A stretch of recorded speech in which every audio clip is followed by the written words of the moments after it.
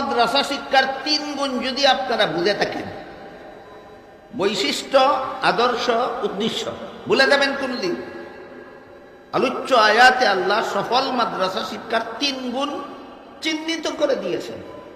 বৈশিষ্ট্য, আদর্শ, উদ্দেশ্য। বলুন তো, সফল মাদ্রাসা শিক্ষার বৈশিষ্ট্য কি? জানার সাথে মানা, জানার সাথে মানা, শিক্ষার সাথে দীক্ষা। সফল মাদ্রাসা শিক্ষার আদর্শ সুন্নতে রাসূলের সাথে জমাতে সাহাবা, সুন্নতে রাসূলের সাথে জমাতে সাহাবা। সফল মাদ্রাসা শিক্ষার উদ্দেশ্য দুনিয়ার স্বার্থ উপার্জন করা নয়, মানব জাতিকে জাহান্নাম থেকে বাঁচার পথ প্রদর্শন করা সফল মাদ্রাসা শিক্ষার উদ্দেশ্য। এই 3 গুণ সন্তোষজনকভাবে কওমি মাদ্রাসায় পাওয়া যায়। এই 3 গুণ সন্তোষজনকভাবে কওমি মাদ্রাসায় পাওয়া যায়। এই 3 গুণ কওমি মাদ্রাসায় যে পরিমাণে পাওয়া যায়, দুনিয়ার আর কোনো শিক্ষা প্রতিষ্ঠানে সেই পরিমাণে পাওয়া যায় না। যাচাই করতে হলে আপনি কওমি মাদ্রাসার ছাত্রদের আমল আখলাক যাচাই করে দেখেন, অন্য প্রতিষ্ঠানের ছাত্রদের আমল যাচাই করে দেখেন। যাচাই করতে হলে আপনি কওমি মাদ্রাসায় পড়নেওয়ালাদের আদর্শ যাচাই করে দেখেন। কওমি মাদ্রাসায় লেখাপড়া করে যারা আলেম হন, এরা সবাই বিশ্বাস করেন সুন্নতে রাসূল এবং জমাতে সাহাবা আমাদের আদর্শ। যাচাই করতে চাইলে দেখুন, কওমি মাদ্রাসায় পড়নেওয়ালা আলেমরা, এরা সংসারের কোনো আয় উপার্জনের সন্তোষজনক ব্যবস্থা না থাকলেও, পেটে পাথর বাঁধতে হলেও, উপবাস থাকতে হলেও, সিরা কাপড় পরতে হলেও আপনাদের ছেলে মেয়েদেরকে কলেমা কালাম শিক্ষা দিয়া জাহান্নাম থেকে বাঁচায়, আপনাদেরকে দাওয়াত ও তাবলীগের মাধ্যমে জাহান্নাম থেকে বাঁচাবার পথ দেখায়। তাহলে আয়াতে আল্লাহ সফল মাদ্রাসা শিক্ষার যে 3 গুণের কথা উল্লেখ করেছেন, এই 3 গুণ সন্তোষজনকভাবে পাওয়া যায় কোন মাদ্রাসায়? কওমি মাদ্রাসায়। এবার আমরা বোঝার চেষ্টা করব তার কারণ কি। তার কারণ কি? কওমি মাদ্রাসায় কেন সফল মাদ্রাসা শিক্ষার 3 গুণ সন্তোষজনকভাবে পাওয়া যায়, তার কারণ কি? এই কারণটা বোঝার জন্য আমাদের মনে রাখতে হবে, বর্তমান বাংলাদেশে 40,000 কওমি মাদ্রাসা আছে। বর্তমান বাংলাদেশে কি পরিমাণ কওমি মাদ্রাসা আছে? 40,000। এই সবগুলি কওমি মাদ্রাসার মডেল দারুল উলুম দেওবন্দ মাদ্রাসা। সবগুলি কওমি মাদ্রাসার সবচেয়ে বড় মাদ্রাসা, সর্বপ্রথম মাদ্রাসা, অনুসরণীয় অনুকরণীয় মাদ্রাসা দারুল উলুম দেওবন্দ। দারুল উলুম দেওবন্দের অনুকরণে বাংলাদেশে যে 40,000 মাদ্রাসা প্রতিষ্ঠিত হয়েছে, এইগুলিকেই কওমি মাদ্রাসা বলা হয়। এই দারুল উলুম দেওবন্দ মাদ্রাসা প্রতিষ্ঠার একটা প্রেক্ষাপট ছিল। আমি অতি সংক্ষেপে কয়েক মিনিটে সেই প্রেক্ষাপটটা আপনাদের সামনে তুলে দেব। আমরা বাংলাদেশের স্বাধীনতা লাভ করেছি 1971 সালে। এর আগে বাংলাদেশ পূর্ব পাকিস্তান ছিল। আবার পাকিস্তান পূর্ব পাকিস্তানের স্বাধীনতা লাভ করেছিলাম 1947 সালে। এর আগে পাকিস্তান ছিল না। পূর্ব পাকিস্তান, পশ্চিম পাকিস্তান সহ সমস্ত ভারত উপমহাদেশ এক দেশ ছিল। 1947 সালের পূর্বে 250 বছর পর্যন্ত এই উপমহাদেশ ইংরেজরা শাসন। ইংরেজরা উপমহাদেশের শাসন ক্ষমতা ডাকাতি কইরা দখল করে নিয়ে গেছে। এরা ডাকাত।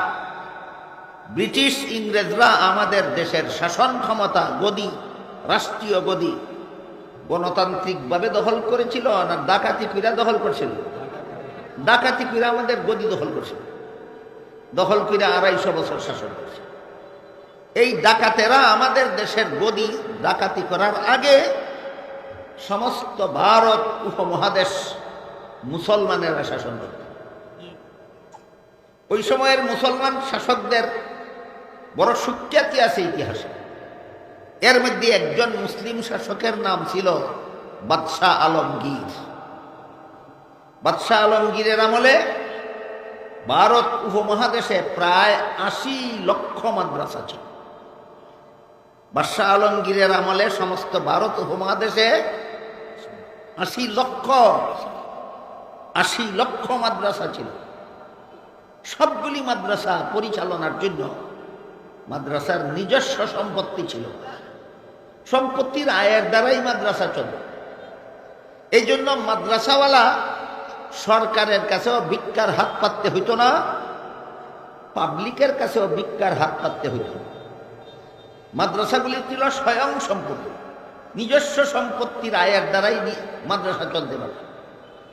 ইংরেজরা দেশটা ডাকাতি করে দখল করে নিয়ে যাওয়ার পরে সমস্ত মাদ্রাসার সম্পত্তি ডাকাতি করে নিয়ে যায়। একসাথে ৮০ লক্ষ মাদ্রাসা বন্ধ হয়ে যায়। বুঝে থাকলে বলেন, বাদশাহ আলমগীরের আমলের ৮০ লক্ষ মাদ্রাসা গেল কই? ইংরেজরা বিলুপ্ত করে দিছে। একসাথে ৮০ লক্ষ মাদ্রাসা বিলুপ্ত হয়ে যায়। এমত অবস্থায় কলিকাতা এলাকায় একজন বিখ্যাত বুজুর্গ আলেম ছিলেন, নাম ছিল তার মোল্লা মাজেদুদ্দিন রহমাতুল্লাহ। কলিকাতা এলাকা ছিল মুসলিম অধ্যুষিত এলাকা। কলিকাতার মুসলিম বাসিন্দারা মোল্লা মাজেদুদ্দিনের মাধ্যমে ইংরেজ সরকারের কাছে একটা আবেদন করেছিলেন যে তোমরা আমাদের দেশের ৮০ লক্ষ মাদ্রাসা বন্ধ করেছ, যে কারণে মুসলমান ছেলেপেলেদের ইসলামী শিক্ষা বন্ধ হয়ে গেছে। কাজেই তোমরা সরকারি খরচে কলিকাতায় একটা মাদ্রাসা প্রতিষ্ঠা করে দাও, যেন সরকারি খরচে মাদ্রাসা চলতে পারে, আর অন্তত কলিকাতার মুসলমানের ছেলেপেলেরা যেন ইসলাম সম্পর্কে শিক্ষা দিতে লাগে। তাদের দরখাস্ত মঞ্জুর করে লর্ড ওয়ারেন হেস্টিংস ১৭৮১ খ্রিস্টাব্দে কলিকাতায় একটা মাদ্রাসা প্রতিষ্ঠা করে দেয় সরকারি খরচে। নাম দেয় কলিকাতা আলিয়া মাদ্রাসা। এখান থেকে উপমহাদেশে আলিয়া মাদ্রাসার ইতিহাস শুরু হয়। এখান থেকে উপমহাদেশে কোন মাদ্রাসার ইতিহাস শুরু হয়? আলিয়া মাদ্রাসার ইতিহাস শুরু। কলিকাতা আলিয়া মাদ্রাসা প্রতিষ্ঠা করে দেওয়ার পর তৎকালীন ভারতের সবচেয়ে বড় আলেম ছিলেন শাহ আব্দুল আজিজ মুহাদ্দিসে দেহলভী রহমতুল্লাহ। তিনি একটা ঐতিহাসিক বিপ্লবী ফতোয়া জারি করলেন, ডাকাতদের হাত থেকে দেশের স্বাধীনতা উদ্ধার করার জন্য প্রত্যেকটা মুসলমানের জন্য মুক্তিযুদ্ধ করা ফরজ। মুক্তিযুদ্ধ আর মুক্তিযুদ্ধের চেতনা যারা আজকাল জপতে মুখে ফেনা তুলে, গুড়ার ডিমও জানে না মুক্তিযুদ্ধের ফাউন্ডেশন কোথায়। একমাত্র ব্যক্তি ছিলেন শাহ আব্দুল আজিজ, যিনি এই উপমহাদেশের মাটিতে সর্বপ্রথম ফতোয়া দিয়েছিলেন ইংরেজ ডাকাতদের হাত থেকে দেশের স্বাধীনতা উদ্ধার করার জন্য প্রত্যেকটা মুসলমানের জন্য মুক্তিযুদ্ধে ঝাঁপিয়ে পড়া ফরজ। শাহ আব্দুল আজিজের ফতোয়ার ভিত্তিতে আরম্ভ হইল মুক্তিযুদ্ধ। এই মুক্তিযুদ্ধে কলিকাতা আলিয়া মাদ্রাসার ছাত্র শিক্ষকরাও স্বতঃস্ফূর্তভাবে অংশগ্রহণ করত। এবার বলুন, প্রতিষ্ঠা করে দিয়েছিল কে? কার খরচে চলে? কার বিরুদ্ধে যুদ্ধ করতে গেল? ইংরেজের। এখান থেকে ইংরেজ সরকার কলিকাতা আলিয়া মাদ্রাসার উপর খেপার মতো খেপল, বলল দাঁড়াও, তোমাদের 12টা বাজাচ্ছি। যে ইংরেজ সরকার সর্বপ্রথম আলিয়া মাদ্রাসা কলিকাতায় প্রতিষ্ঠা করে দিয়েছিল, সেই ইংরেজ সরকার আলিয়া মাদ্রাসাকে ধ্বংস করার চক্রান্তে লিপ্ত। ধ্বংস করার যত শয়তানি পলিসি গ্রহণ করেছিল, তার মধ্যে একটা পলিসি ছিল আলিয়া মাদ্রাসা প্রতিষ্ঠা করার সূচনা লগ্ন থেকে একাধারে 26 জন প্রিন্সিপাল নিযুক্ত করল খ্রিস্টান। কলিকাতা আলিয়া মাদ্রাসার প্রথম প্রিন্সিপাল খ্রিস্টান, কলিকাতা আলিয়া মাদ্রাসার দ্বিতীয় প্রিন্সিপাল খ্রিস্টান, তৃতীয় প্রিন্সিপাল খ্রিস্টান, চতুর্থ প্রিন্সিপাল খ্রিস্টান, পঞ্চম প্রিন্সিপাল খ্রিস্টান, এইভাবে 26 জন প্রিন্সিপাল খ্রিস্টান। আমাদের সিলেটি ভাষায় একটা প্রবাদ আছে, সুটকির নৌকা বিড়াল চকিদার। নৌকা কিসের? চকিদারকে। সুটকির যেই দেশা হবে, আলিয়া মাদ্রাসা সুটকির নৌকা, আর ইংরেজ বিড়াল হইল সেই নৌকার চকিদার। আলিয়া মাদ্রাসাকে ধ্বংস করার একটা শয়তানি চক্রান্ত। আরেকটা শয়তানি চক্রান্ত করলো, আলিয়া মাদ্রাসা পড়ুয়া ছাত্র শিক্ষক মুক্তিযুদ্ধে অংশগ্রহণ করার কারণে আলিয়া মাদ্রাসার সিলেবাস থেকে কোরআন হাদিসের শিক্ষা রহিত করে দিল। মাদ্রাসায় পড়তে পারবা, কোরআন শিখতে পারবা না। মাদ্রাসায় পড়তে পারবা, হাদিস শিখতে পারবা না। দ্বিতীয় শয়তানিটা করল। তৃতীয় শয়তানিটা করল, একমাত্র ইংরেজি ভাষার মাধ্যমে যারা লেখাপড়া করবে এদেরকে ইংরেজ সরকার শিক্ষিত বলে গণ্য করবে। ইংরেজি ছাড়া যারা আরবি ভাষায়, উর্দু ভাষায়, ফার্সি ভাষায়, বাংলা ভাষায় লেখাপড়া করবে এদেরকে ইংরেজ সরকার শিক্ষিত বলে গণ্য করবে না। এই আইন পাশ করিয়া কলিকাতা আলিয়া মাদ্রাসা পড়ুয়া সমস্ত আলেমদেরকে অশিক্ষিত মূর্খ সাব্যস্ত করে দেবে। 4 নম্বর শয়তানি যেটা করল সেটা হলো 1863 খ্রিস্টাব্দে সিদ্ধান্ত নিল মুসলমানেরা কোরআন শিক্ষা আলেম হয়, আর আলেমদের ফতুয়ার কারণে আমাদের বিরুদ্ধে মুক্তিযুদ্ধ করে। এই মুক্তিযুদ্ধকে বানচাল করতে হইলে কোরআন ধ্বংস করতে হবে, আলেমদেরকে ধ্বংস করতে হবে। এই সিদ্ধান্ত নিল ইংরেজরা 1863 খ্রিস্টাব্দে। এই সিদ্ধান্ত নিয়ে কোরআন শরীফের লক্ষ লক্ষ এডিশন পাহাড়ে নিয়ে পেট্রোল দিয়ে আগুন দিয়ে জ্বালাই দিল। 1863 খ্রিস্টাব্দ থেকে 1866 খ্রিস্টাব্দ পর্যন্ত 3 বছরে 14,000 উলামায়ে কেরামকে ফাঁসি কাস্টে ঝুলিয়ে দিল। ইসলাম এবং মুসলমানের এই চরম দুর্দিনে একজন মুক্তিযোদ্ধা কমান্ডার, ঐতিহাসিক সামলির প্রান্তরে মুসলমান সেনাবাহিনীর প্রধান সেনাপতি ছিলেন আল্লামা কাসিম নানতবী রহমতুল্লাহ, এগিয়ে আসলেন জাতির চরম দুর্দিনে এই জাতির মধ্যে ইসলাম এবং মুসলমানের অস্তিত্ব রক্ষার পরিকল্পনা নিয়ে। তিনি কয়েকজন অনুষঙ্গী নিয়ে পরামর্শ করে সিদ্ধান্ত করলেন আর সরকারি সাহায্যে মাদ্রাসা নয়। সরকারি সাহায্যে মাদ্রাসা বানাইলে এইভাবে সরকার মাদ্রাসারে নিয়ে পুতুল খেলা খেলে। মাদ্রাসা নিয়ে সরকারকে আর পুতুল খেলা খেলতে দেওয়া হবে না। এবার কওম বা জনগণের সহযোগিতায় মাদ্রাসা প্রতিষ্ঠিত হবে, পরিচালিত হবে। এই পরিকল্পনা দিলেন আল্লামা কাসিম নানতবী কয়েকজন অনুষঙ্গীকে নিয়ে। তাদের মধ্যে একজনের নাম ছিল মৌলানা রফিউদ্দিন রহমতুল্লাহ। মৌলানা রফিউদ্দিন স্বপ্নে দেখেন মুহাম্মদুর রাসূলুল্লাহ সাল্লাল্লাহু আলাইহি ওয়াসাল্লাম বলতেছেন, তোমাদের পরিকল্পিত মাদ্রাসার ঘর আমার লাঠির দ্বারা অঙ্কিত রেখায় রেখায় নির্মাণ করবা। এই বলে আল্লাহ রসুল নিজের হাতের লাঠি দ্বারা ভারতের উত্তর প্রদেশের দেওবন নামক পল্লীর এক জায়গায় রেখা টেনে দিলেন, দিয়া বললেন, তোমাদের পরিকল্পিত মাদ্রাসার ঘর আমার অঙ্কিত রেখায় রেখায় নির্মাণ করবা। ঘুম ভাঙ্গার পরে বাস্তবেও জমিনে স্বপ্নে দেখা রাসূলের লাঠি মুবারকের রেখা পাওয়া গেল। সেই রেখায় রেখায় উপমহাদেশের সর্বপ্রথম কওমি মাদ্রাসা দারুল উলুম দেওবন মাদ্রাসার ঘর নির্মাণ করা হল।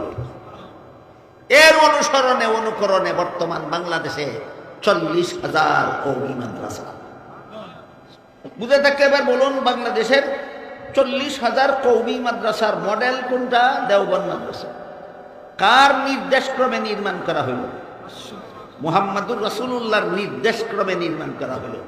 সুতরাং বিনা দ্বিধায় বলা যায় কওমি মাদ্রাসা মুহাম্মদুর রাসূলুল্লাহর প্রতিষ্ঠিত মাদ্রাসা, যার বরকতে এখানে মাদ্রাসা শিক্ষার বৈশিষ্ট্য বজায় আছে, এখানে মাদ্রাসা শিক্ষার আদর্শ বজায় আছে, এখানে মাদ্রাসা শিক্ষার উদ্দেশ্য বজায় আছে। মুহাম্মদুর রাসূলুল্লাহর প্রতিষ্ঠিত মাদ্রাসায় লেখাপড়া করবে আর এলেম শিকার পরে আমল থাকবে না, হতেই পারে না।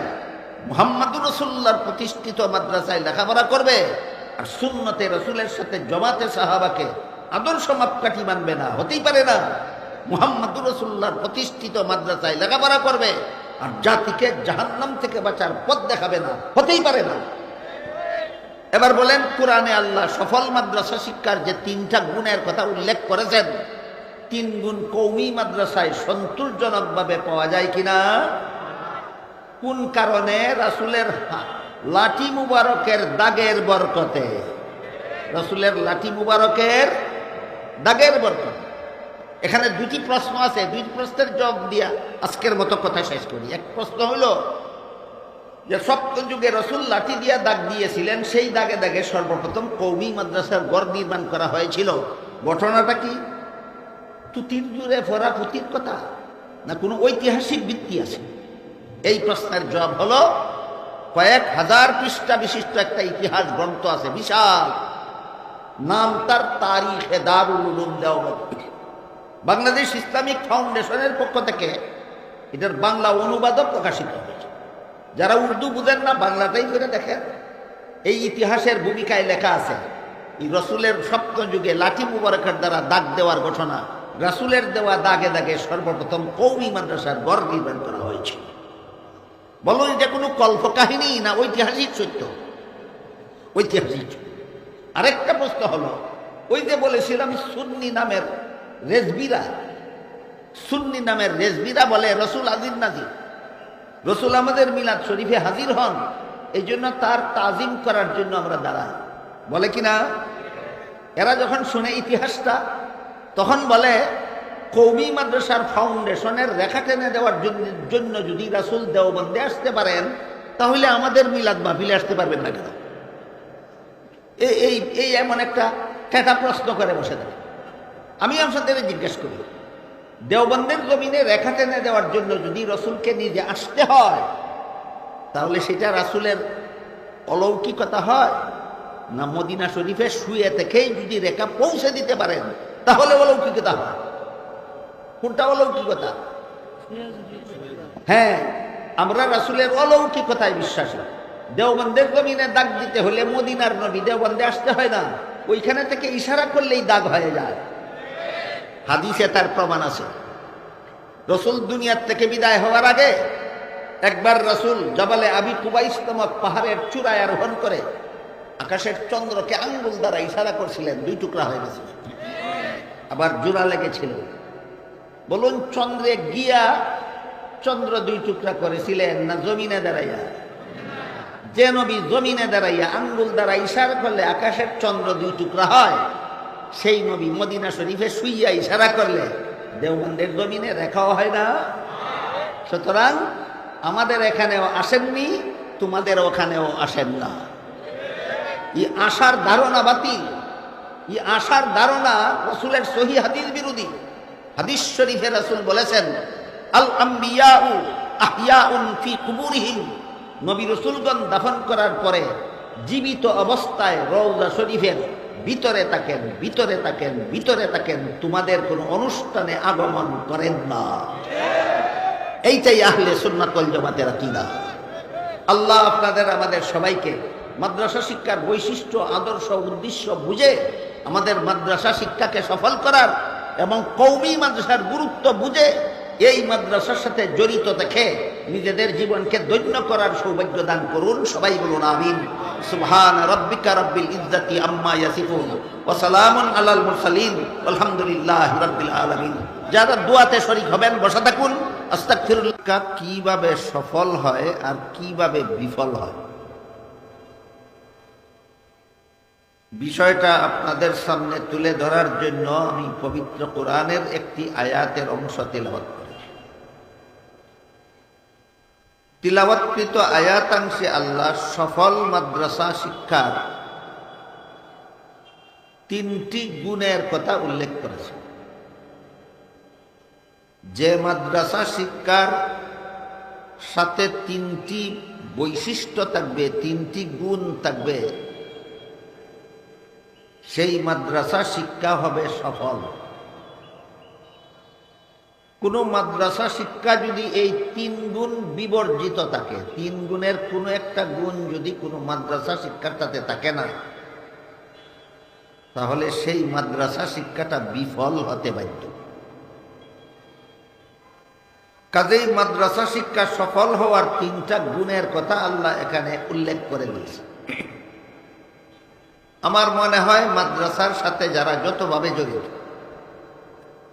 সমস্ত মুসলমানদের জানা থাকা দরকার যে কোন 3টা গুণের দ্বারা মাদ্রাসা শিক্ষা সফল হয় আর যেগুলির অভাবে মাদ্রাসা শিক্ষা বিফল হয়।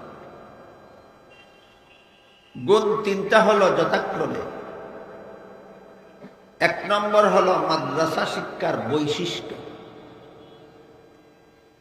দুই নম্বর হলো মাদ্রাসা শিক্ষার আদর্শ, তিন নম্বর হলো মাদ্রাসা শিক্ষার উদ্দেশ্য। মাদ্রাসা শিক্ষা সফল হওয়ার জন্য একটা সুনির্দিষ্ট বৈশিষ্ট্য আছে, এটা থাকতে হবে। মাদ্রাসা শিক্ষা সফল হওয়ার জন্য এর একটা সুনির্দিষ্ট আদর্শ আছে।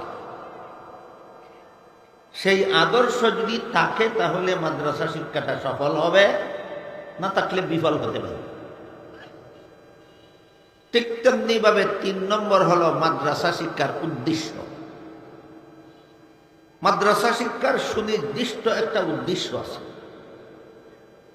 এই উদ্দেশ্য যদি হারা হয় কোনো মাদ্রাসা শিক্ষা, তাহলে সেই মাদ্রাসা শিক্ষাও বিফল হতে পারে। মাদ্রাসা শিক্ষার সুনির্দিষ্ট বৈশিষ্ট্য, আদর্শ, উদ্দেশ্য ঠিক থাকলে মাদ্রাসা শিক্ষা হবে সফল। কোনো একটা না থাকলে মাদ্রাসা শিক্ষা বিফল হতে বাধ্য। মাদ্রাসা শিক্ষার বৈশিষ্ট্যের প্রতি ইঙ্গিত করে আল্লাহ আলোচ্য আয়াতে লিয়াতাফাক্কাহু ফিদ্দীন শব্দ ব্যবহার করেছেন। যদি আল্লাহ বলতেন লিয়াতাআল্লামু ফিদ্দীন, তাহলে আয়াতের অর্থ দাঁড়াতো কিছু মুসলমান যাও ইসলামী শিক্ষা গ্রহণ করার জন্য, কিন্তু আল্লাহ এটা বলেননি। কিছু মুসলমান ইসলামী শিক্ষা গ্রহণ করার জন্য যাও, এটা আল্লাহ বলেননি। লিয়াতাআল্লামু না বলে লিয়াতাফাক্কাহু বলেছেন। আল্লাহ বুঝাতে চেয়েছেন যে শুধুমাত্র শিক্ষাই যথেষ্ট নয়, যতক্ষণ পর্যন্ত শিক্ষার সাথে দীক্ষা না থাকে। সুতরাং শিক্ষার সাথে দীক্ষা থাকতে হবে। এটা হলো মাদ্রাসা শিক্ষার বৈশিষ্ট্য। এটা ছাড়া মাদ্রাসা শিক্ষা বিফল হতে বাধ্য।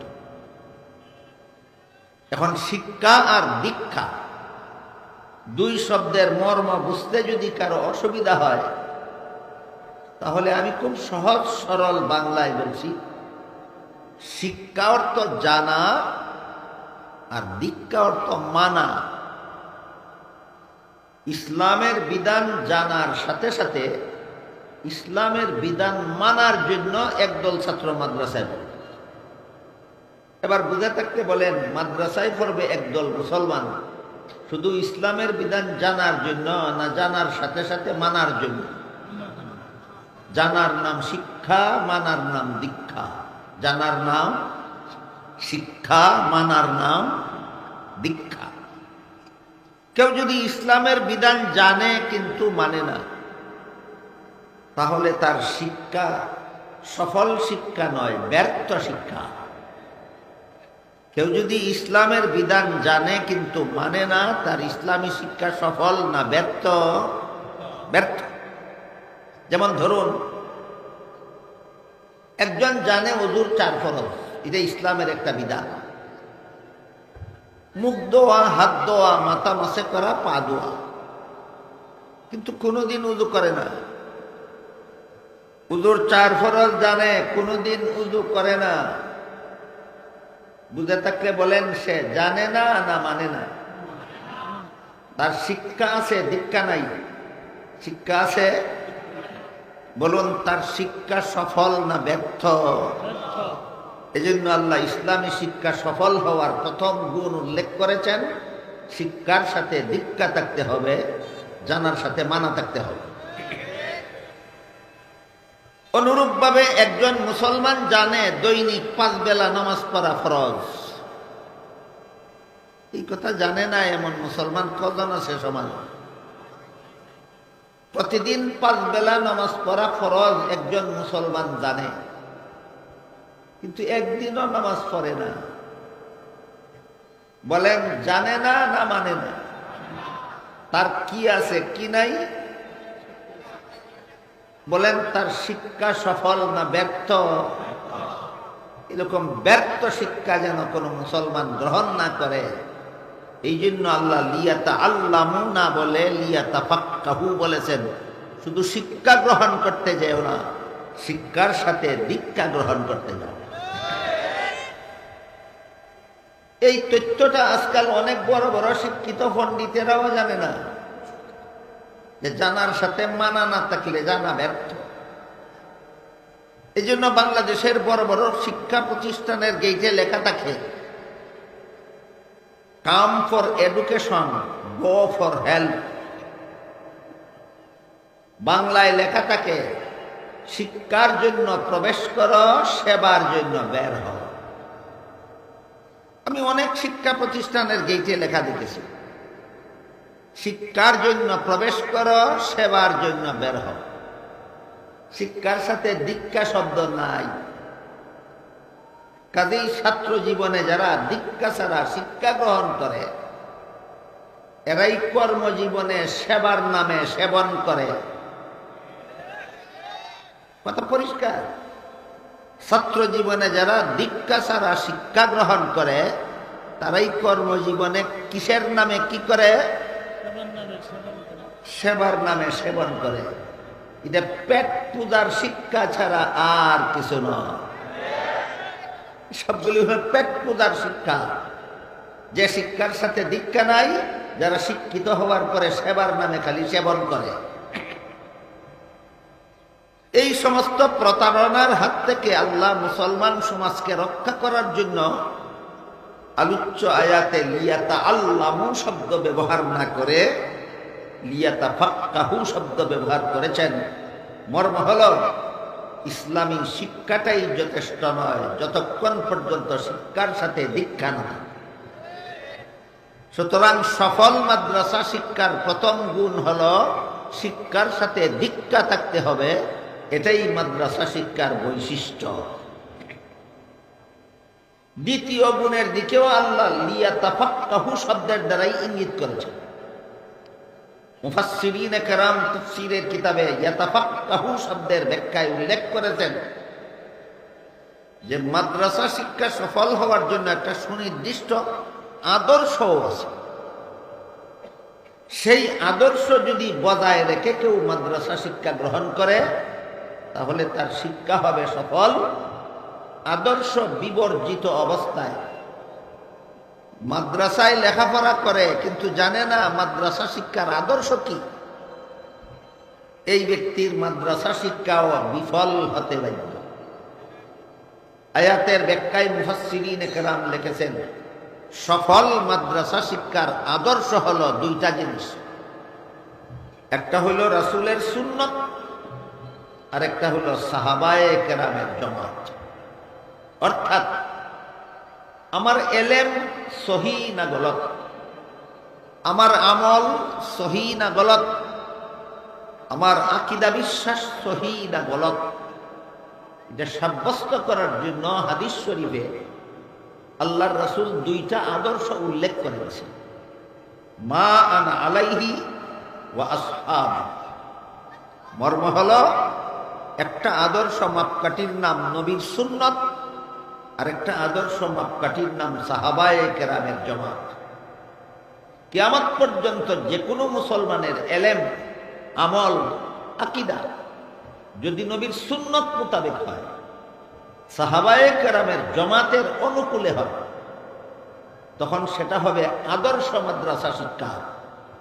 সেই মাদ্রাসা শিক্ষা হবে সফল।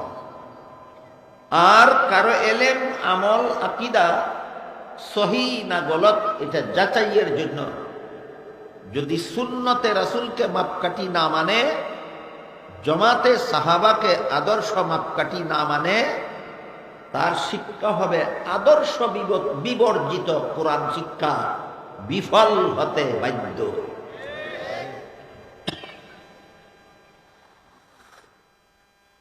এর একটা সহজ উদাহরণ আমি আপনাদের সামনে তুলে ধরছি।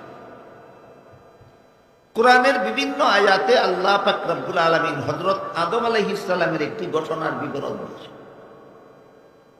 আদমকে সৃষ্টি করার পর প্রথমে আল্লাহ কিছুদিন আদমকে জান্নাতে বসবাস করতে দিয়েছিলেন। বলে দিয়েছিলেন সব গাছের ফলমূল খাও, শুধুমাত্র একটি গাছের ফল খেতে নিষেধ করেছে। কিন্তু শেষ পর্যন্ত আদম ইবলিসের দুকায় পরে নিষিদ্ধ গাছের ফল খেয়েছিলেন। এই ঘটনা কোরআনের বিভিন্ন আয়াতে আল্লাহ বর্ণনা করেছেন, রাসূল তার বিভিন্ন হাদিসে বর্ণনা করেছেন।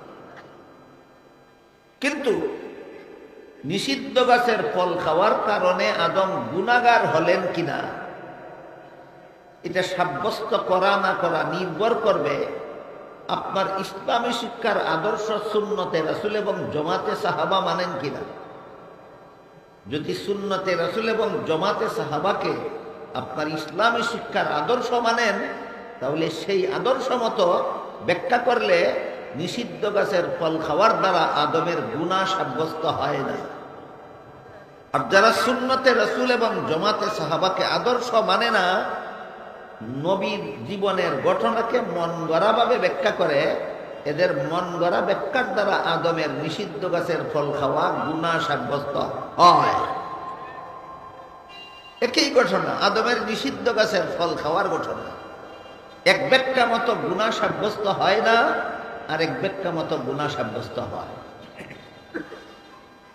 যে ব্যাখ্যা মতো গুনাহ সাব্যস্ত হয় সেই ব্যাখ্যাটা হলো, যারা নিজের এলেম আমল আকীদাকে শুদ্ধ না ভুল যাচাই করার জন্য সুন্নতে রাসূল এবং জমাতে সাহাবাকে আদর্শ মাপকাঠি মানে না, এরা ঘটনাকে মন গড়াভাবে ব্যাখ্যা করে। তাদের ব্যাখ্যাটা হলো, আল্লাহর আদেশ নিষেধ লঙ্ঘন করলেই গুনাহ হয়, আর আদম তো আল্লাহর নিষেধ লঙ্ঘন করলেনই, তাই আদম গুনাহগার। এটা এদের মন গড়া ব্যাখ্যা, যে ভুল ব্যাখ্যা। এই ব্যাখ্যাটা যে ভুল তার প্রমাণ শুনুন।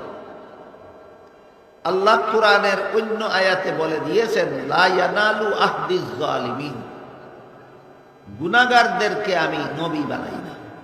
কি বলেছেন? গুনাহগারদেরকে নবী বানাই। যাদেরকে নবী বানাই এরা জীবনে কোনোদিন গুনাহ করে না, আর যারা গুনাহ করে না আমি তাদেরকে নবী বানাই। এখন যদি আদমের নিষিদ্ধ গাছের ফল খাওয়াকে আপনি যেভাবেই ব্যাখ্যা করেন, আপনার ব্যাখ্যার দ্বারা যদি আদম গুনাহগার সাব্যস্ত হয়ে যায়, তাহলে আল্লাহর কথাটা ঠিক থাকে না লঙ্ঘন হয়? এটাই প্রমাণ আপনার ব্যাখ্যাটা ভুল। আপনার ব্যাখ্যার দ্বারা আল্লাহর ঘোষণা লঙ্ঘন হয়। কথাটা বুঝতে পারলেন? যে কোনো নবীর জীবনের যে কোনো ঘটনাকে এমনভাবে ব্যাখ্যা করা, যেভাবে ব্যাখ্যা করলে নবী গুনাহগার সাব্যস্ত হয়ে যায়, এই ব্যাখ্যা কুরআনের ঘোষণা লা ইয়ানালু আহদিজ জালিমিনের সাথে সম্পূর্ণ সাংঘর্ষিক। আল্লাহর ঘোষণার সাথে সাংঘর্ষিকতাপূর্ণ ব্যাখ্যাই এই কথার জ্বলন্ত প্রমাণ। তোমার ব্যাখ্যা ভুল, তোমার ব্যাখ্যা ভুল। তাহলে শুদ্ধ ব্যাখ্যা কোনটা? এবার আসতে হবে আহলে সুন্নাত ওয়াল জামাতের আশ্রয়। আমি একটু পরে আপনাদেরকে বলবো আহলে সুন্নাত ওয়াল জামাত কাদেরকে বোঝায়। এই যে তিনটা জিনিস, আমার এলিম, আমার আমল, আমার আকীদা, তিনটা জিনিস সহি না গলত, এটা যাচাইয়ের জন্য যারা নবীর সুন্নতকে আদর্শ মাপকাঠি মানে, যারা সাহাবায়ে কেরামের জামাতকে আদর্শ মাপকাঠি মানে, তাদেরকেই আহলে সুন্নাত ওয়াল জামাত বলা হয়। আহলে সুন্নাত ওয়াল জামাতের সমস্ত মুফাসসিরিনে কেরাম অতীতের ১৫০০ বছরের ইতিহাসে যত তাফসীরের কিতাব লিখেছেন, সমস্ত তাফসীরের কিতাবে উল্লেখ করেছেন যে মানুষের কোনো কাজের দ্বারা সওয়াব হয় আর কোনো কাজের দ্বারা গুনাহ হয় দুনিয়ার জীবনে। জান্নাতি জীবনের কোনো কাজে সওয়াব নাই, গুনাহ নাই। বলুন, মানুষের কোনো কাজে সওয়াব হয়, কোনো কাজে গুনাহ হয় কোন জীবনে? জান্নাতি জীবনের কোনো কাজে সওয়াব নাই, গুনাহ নাই। দুনিয়াতে আসার আগেও কোনো কাজে সওয়াব গুনাহ নাই, দুনিয়া থেকে বিদায় হওয়ার পরেও কোনো কাজে আর সওয়াব গুনাহ নাই। যেমন ধরেন, দুনিয়ার থেকে বিদায় হওয়ার পরে একটা মানুষকে দাফন কাফন করার পরে, জানাজা পড়ার পরে, গুরুস্থানে দাফন করার পরে, এরপরেও কি লোকটা 5 বেলা নামাজ পড়ে? তখন কি গুনাহগার হবে? কেন 5 বেলার নামাজ ফরজ, পড়ে না গুনাহগার হবে না কেন? ওই জীবনের সাথে গুনার কোনো সম্পর্ক নেই, ওই জীবনের সাথে গুনার কোনো সম্পর্ক নেই। তেমনি ভাবে জন্মগ্রহণ করে দুনিয়াতে আসার আগে কোনো মানুষ কি 5 বেলা নামাজ পড়েছে?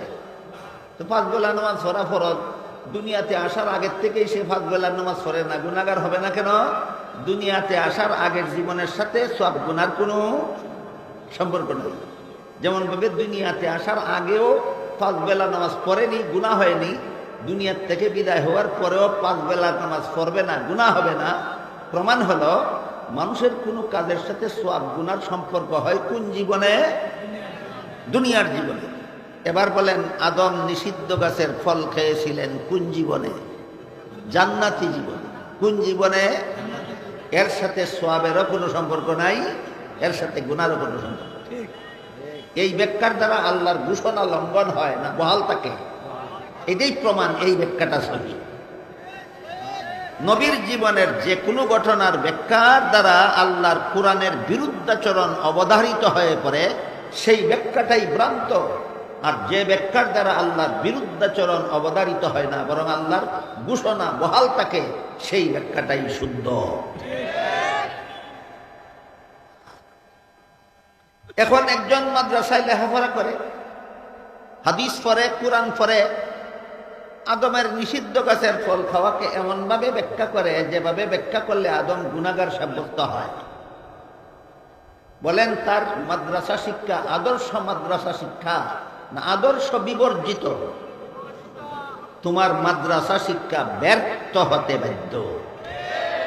তোমার মাদ্রাসা শিক্ষা সফল নয়, তোমার আদর্শহীন মাদ্রাসা শিক্ষা।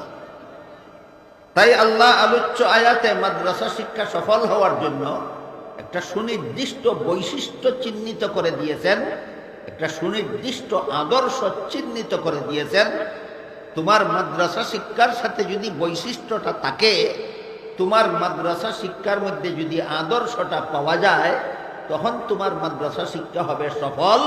আর লঙ্ঘন হলেই তোমার মাদ্রাসা শিক্ষা বিফল হতে বাধ্য। এখানে আনুষঙ্গিকভাবে বলা হয়েছে যে আমার এলেম, আমার আমল, আমার আকীদা, তিনটা জিনিস। আমার এলেম, আমার আমল, আমার আকীদা, কটা জিনিস? ভুলে যাবেন না জীবনে কোন তিনটা জিনিস। আমার এলেম, আমার আমল, আমার আকীদা শুদ্ধ না ভুল যাচাই করার জন্য হাদিস শরীফে আল্লাহ রাসূল 2টা মাপকাঠি নির্ধারণ করে দিয়েছেন। একটার নাম সুন্নতে রাসূল আর একটার নাম জমাতে সাহাবা। যারা এই 3 জিনিসের শুদ্ধ না ভুল যাচাইয়ের জন্য এই 2টা জিনিসকে ফলো করে, সুন্নতে রাসূলের অনুসরণ করে, জমাতে সাহাবাকে অনুসরণ করে, তাদের নাম আহলে সুন্নাত ওয়াল জামাত। তাদের নাম আহলে সুন্নাত।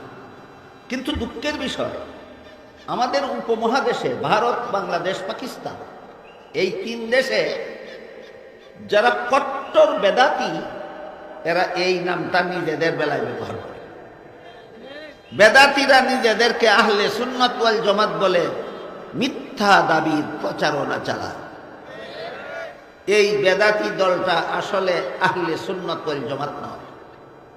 এই বেদাতি দলটা সুন্নি নয়। এই বেদাতি দলটা হলো ভারতের সবচেয়ে বড় কুখ্যাত বেদাতি নেতা আহমদ রেজা খাঁর অনুসারী। এই আহমদ রেজা খাঁর অনুসারী হওয়ার কারণে দলটার আসল নাম রেজবি। রেজা নামের অনুসারী হওয়ার কারণে আসল নাম রেজবি। আর আপনাদেরকে ধোঁকা দেওয়ার জন্য লেবেল লাগায় সুন্নি। এরা আসল সুন্নি নয়, সুন্নি লেবেলদারি রেজবি। আসল সুন্নি না সুন্নি লেবেলদারি রেজবি? সুন্নি লেবেলদারি রেজবি। এর উদাহরণ হইল কাদ্যানি। আপনাদের জানা মতো কাদ্যানিরা মুসলমান না কাফের? কিন্তু এরা নিজেদের দলের নাম দিয়েছে আহমদিয়া মুসলিম জামাত, মুসলমানের দল। কাফিরের দল নিজেদেরকে মুসলমানের দল নাম দিল কেন? সাধারণ মুসলমান যেন বুঝতে না পারে যে এটা আসলে মুসলমান নয়। ঠিক তেমনি ভাবে রেজবিরা নিজেদেরকে সুন্নি নাম দিল কেন? সাধারণ মুসলমানের জন্য বুঝতে না পারে যে এরা আসলে সুন্নি নয়। গেল মাদ্রাসা শিক্ষা সফল হওয়ার দুইটা গুণ, একটা বৈশিষ্ট্য, একটা আদর্শ। মাদ্রাসা শিক্ষা সফল হওয়ার জন্য বৈশিষ্ট্য হলো শিক্ষার সাথে দীক্ষা, আর মাদ্রাসা শিক্ষা সফল হওয়ার জন্য আদর্শ হলো সুন্নতে রসুলের সাথে জমাতে সাহাবা। সুন্নতে রসুলের সাথে জমাতে সাহাবা যারা মানে তাদেরকেই আহলে সুন্নাত ওয়াল জামাত বলা হয়।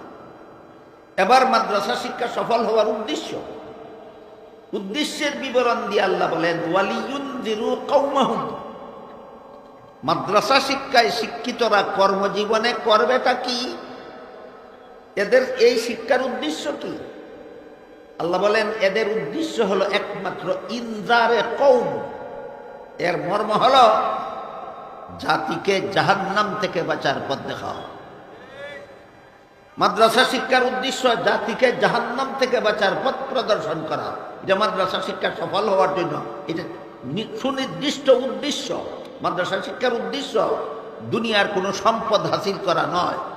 মাদ্রাসা শিক্ষা সফল মাদ্রাসা শিক্ষার উদ্দেশ্য দুনিয়ার কোনো পদ পদবি দখল করা নয়। সফল মাদ্রাসা শিক্ষার উদ্দেশ্য দুনিয়ার কোনো টাকা পয়সা উপার্জন করা নয়। সফল মাদ্রাসা শিক্ষার উদ্দেশ্য হলো গোটা মানব জাতিকে জাহান্নাম থেকে বাঁচার পথ প্রদর্শন করা। যদি কোনো মাদ্রাসা শিক্ষার্থীর মনে মনে জাতিকে জাহান্নাম থেকে বাঁচার পথ প্রদর্শন করার উদ্দেশ্য ছাড়া দুনিয়ার কোনো স্বার্থ হাসিলের উদ্দেশ্য থাকে, তাহলে আজ থেকে ১৫০০ বছর আগে আল্লাহর রাসূল বলে দিয়েছেন সেই এলেম শিক্ষার্থী জান্নাতে যাবে দূরের কথা, জান্নাতের সুগন্ধও পাবে না। যেই ছেলেটা মাদ্রাসায় কোরআন হাদিস পড়ে জাতিকে জাহান্নাম থেকে বাঁচার পথ দেখানি তার উদ্দেশ্য না, দুনিয়ার কোনো সম্পদ উপার্জন করা, পদ দখল করা তার উদ্দেশ্য হয়, রাসূল বলে গেছেন এই মাদ্রাসার ছাত্র জান্নাতি নয়, জাহান্নামী। তাহলে তার মাদ্রাসার পড়াটা সফল হলো না বিফল? কত নম্বর গুণের অভাবে? ৩ নম্বর গুণের অভাবে। তোমার উদ্দেশ্য খারাপ, তোমার মাদ্রাসা শিক্ষা সফল হওয়ার উদ্দেশ্য তোমার অন্তরে নাই। উদ্দেশ্য খারাপ হওয়ার কারণে তুমি কোরআন শিক্ষাও জাহান্নামী, হাদিস জান্নাও জাহান্নামী। এবার বুঝে থাকতে বলুন মাদ্রাসা শিক্ষা সফল হওয়ার ৩ গুণ। কেন এই আপনি দাঁড়াই রয়েছেন কেন? আপনাকে বসতে বলে আপনি আবার না করেন কেন? বসেন বসেন, এই লোকটারে বের করো এখান থেকে, বের করো।